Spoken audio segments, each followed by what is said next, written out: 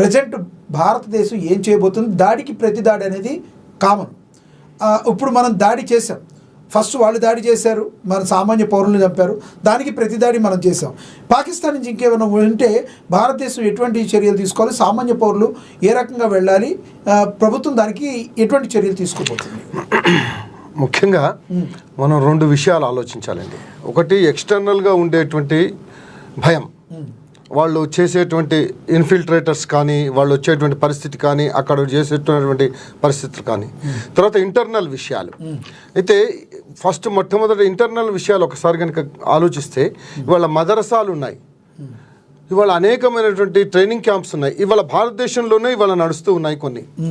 ఇవాళ నిజంగా ఒక మదరసా నుంచి ఒక అబ్బాయిని తీసుకుని ఒక ఇంటర్వ్యూ తీసుకుంటే ఇవాళ సోషల్ మీడియాలో కోడై కూస్తున్నాయి, బ్రహ్మాండంగా కనపడుతున్నాయి. ఇవాళ వాళ్ళను ఇంటర్వ్యూ కనుక చేస్తే వాళ్ళు ఏమంటున్నారంటే, ఇవాళ అరే నువ్వేం చదువుతున్నావు అంటే, నేను ఎక్కడ చదువుతున్నావు అంటే నేను మదరసాలో చదువుతున్నాను.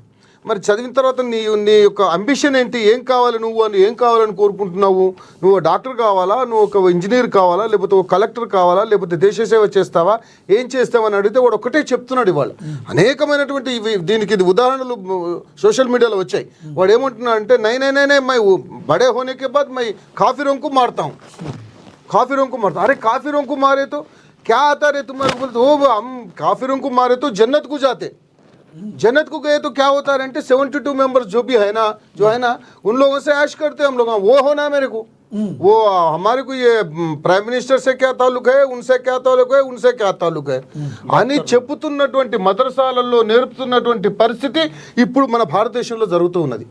ఈ మదరసాలలో టెర్రరిస్టులు తయారవుతున్నారు. ఇవాళ వాటి మీద నిజంగా మొన్న జరిగినటువంటి పరిస్థితి ఏంటంటే, ఒక ముత్యాలమ్మ గుడి, అది ఎంతమంది ఉన్నారు, ఎక్కడున్నారు, వాళ్ళు ఎవరికి తెలియకుండా వాళ్ళని పంపించినటువంటి పరిస్థితి.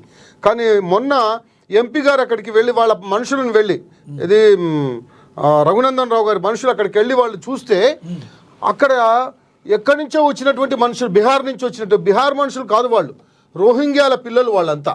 అటువంటి పిల్లలను తీసుకొచ్చి అక్కడి నుంచి ఇక్కడ తీసుకొచ్చి వాళ్ళకి ఏం నేర్పుతున్నారు, ఏంటి అనేటువంటిది దాని మీద ఎవరు కూడా చూసినటువంటి పరిస్థితి లేదు.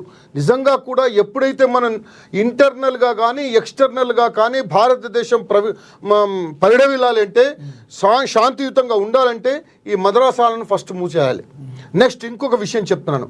ఇవాళ పంజాబ్ సంగతి. ఇవాళ పంజాబ్లో దాదాపుగా 20 నుంచి 30 వేల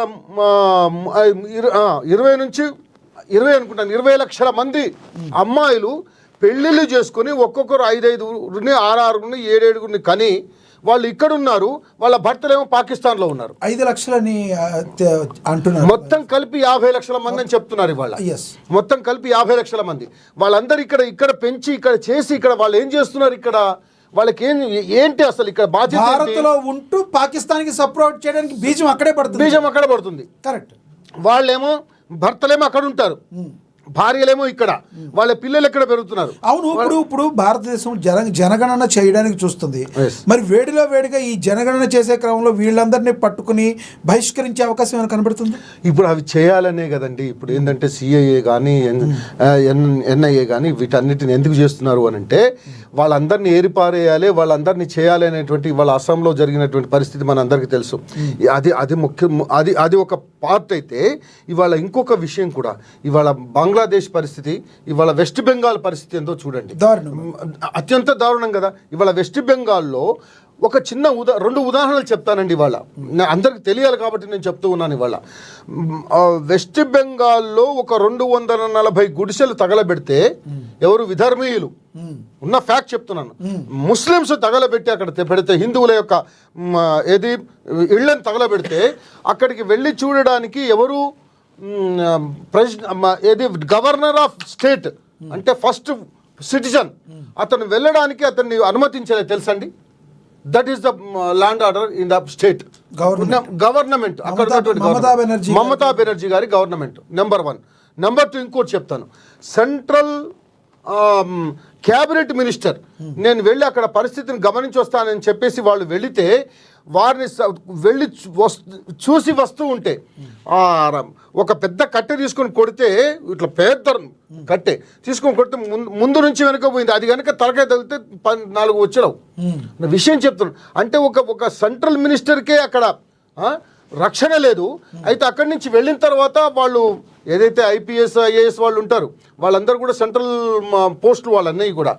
అయితే ఆయనకు లెటర్ పంపించేసి అతన్ని ఏది డీజీపీని సరెండర్ చేయమనంటే చేయలేమే.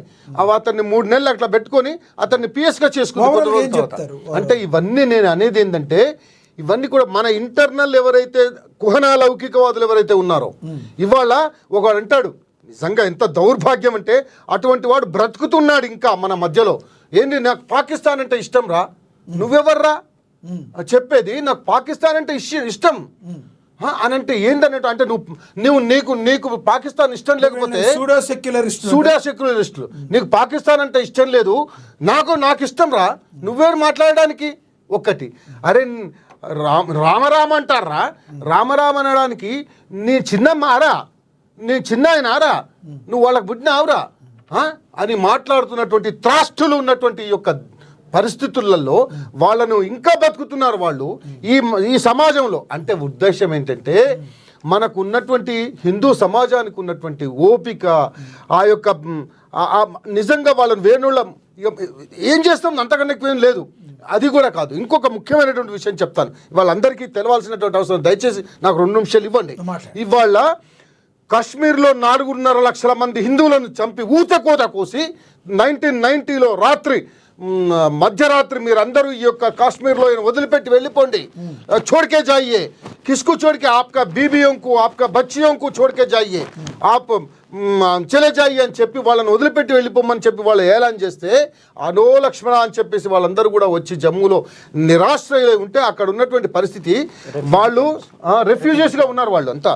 అయితే విషయం ఏంటంటే అంత వాళ్ళ ఒక తల్లి ముందట, ఒక తండ్రి ముందట, ఒక భర్త ముందట ఒక భార్యను చెరుస్తూ ఉంటే కళ్ళ నిండుగా చూస్తూ ఉన్నటువంటి పరిస్థితి. తర్వాత వాళ్ళని చెరిచి ఉట్టిగా ఉన్నారా అంటే అది కూడా కాదు. పాపం వాళ్ళ మర్మాలయాలను తర్వాత స్థనాలను ఎక్కడికక్కడ కోసి పెట్టినటువంటి పరిస్థితి. ఇది నేను ఎగ్జాగరేషన్ చేసి చెప్పడం కాదు, ఇది జరిగినటువంటి పరిస్థితులు ఇవన్నీ. అయితే అటువంటి దాన్ని పాకిస్తాన్ జిందాబాద్ అని ఎర్రటి కడ్డీలతో రాసి మర్మాలయాల మీద రాసినటువంటి పరిస్థితులలో ఒక్కడు కూడా తయారు కాలేదండి హిందువులో. ఒక టెర్రరిస్ట్ చూపెట్టండి హిందువులలో. ఇవాళ పాపం ప్రజ్ఞాసింగ్ ఠాకూర్ ఆమెను టెర్రరిస్ట్ అన్నారు కానీ అక్విటల్ చేసింది. ఇవాళ అస్మానందను అరెస్ట్ చేసి నువ్వు టెర్రరిస్ట్ అని ఒప్పుకోమని చెప్పేసి చిత్రహింసలు చేశారు వాళ్ళను. కానీ వాళ్ళు టెర్రరిస్ట్ కాకుండా ఇవాళ పరిస్థితి ఏంటంటే ఎవరు ఏం చేస్తున్నారు అనేటువంటిది మన